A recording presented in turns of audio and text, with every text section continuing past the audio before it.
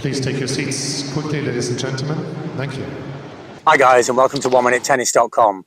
In today's session, I want to talk to you about the slice backhand, and I want to show you how you can energize and strengthen your slice backhand. We're going to explain the biggest problem that recreational players face in keeping power in their slice backhand, and then two great drills that will make sure that your slice backhand is more aggressive, more consistent, and more powerful than ever. Now, the slice backhands of highly advanced players or professional players tend to be a powerful, accurate, laser beam-like slice that bites and skids through the court. But even for advanced recreational players, and for the vast majority of recreational players, their slices are slow, floating, defensive strokes.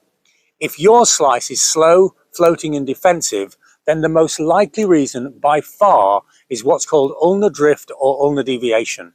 Let me explain what it is and how you can correct it. So, as the high-level player or professional player makes the slice, then the ending of the stroke will be something like this. I'll show it from a number of different angles, like so, or from here, like so. And if you look, I have a constant 90-degree angle between my arm and the racket. But ulnar deviation or ulnar drift is where the hand moves to the ulnar bone here, or to the little finger.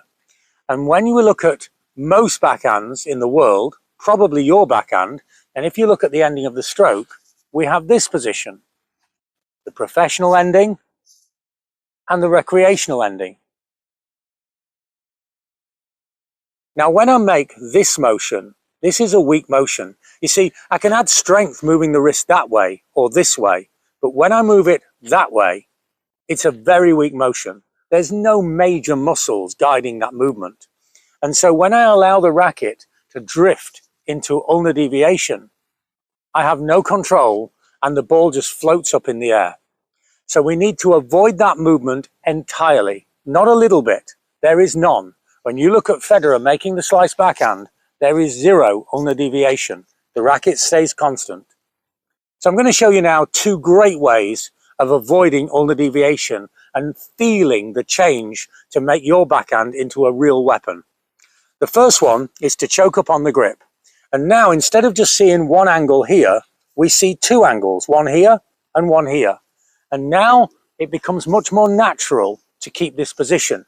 You see, the reason your racket drifts into ulnar deviation is that with the weight of the racket out here, then the momentum pulls it forwards. But if you balance the racket better, then now you lose that momentum and you have a correct slice backhand movement. It becomes almost natural to make the correct stroke. Now, after you've made a few practice strokes, a few swings, hitting the ball with this choked up grip, then now go to your normal grip and don't hit the ball this way. I want you to make a slice backhand stroke, but let go of the racket and then catch the racket. And see how if I have zero ulnar deviation, the racket will just hover and then stay. It hovers and then stays. Again, hovers and then stays. If I add ulnar deviation, we're going to get a very different result. Without ulnar deviation, we have a controlled movement that we can actually attack the ball with. But with ulnar deviation, the racket is out of control, and all you can do is slow the swing down, pop the ball in the air, and hope. So try these two drills. Remember, the first one is find the natural movement of the slice backhand, and then control the natural movement by releasing the racket and making sure it drops back into your hand. And then when you apply these into your stroke, you will find that you have a really aggressive, accurate, and consistent backhand that's truly on another level. So don't settle for a defensive, weak, floated, and second-rate slice backhand.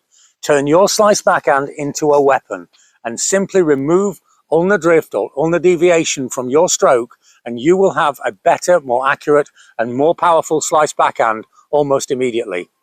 I hope this makes sense. I'd love to know how it works for you or the players that you work with. If you want to practice this or any other of our ideas, have a look at our partners playyourcourt.com. They find practice partners of your level in your local area, or they find professional tennis coaches to visit your local courts. It's a great service, and there's a 50% discount off their membership if you click the link in the comments section below right now. And maybe I can help you more with your game. We're helping players of all levels, all ages, and all over the world with a unique online coaching system. What we do is we provide video analysis and then personalized lessons such as this, specific for your game to take you to the next level.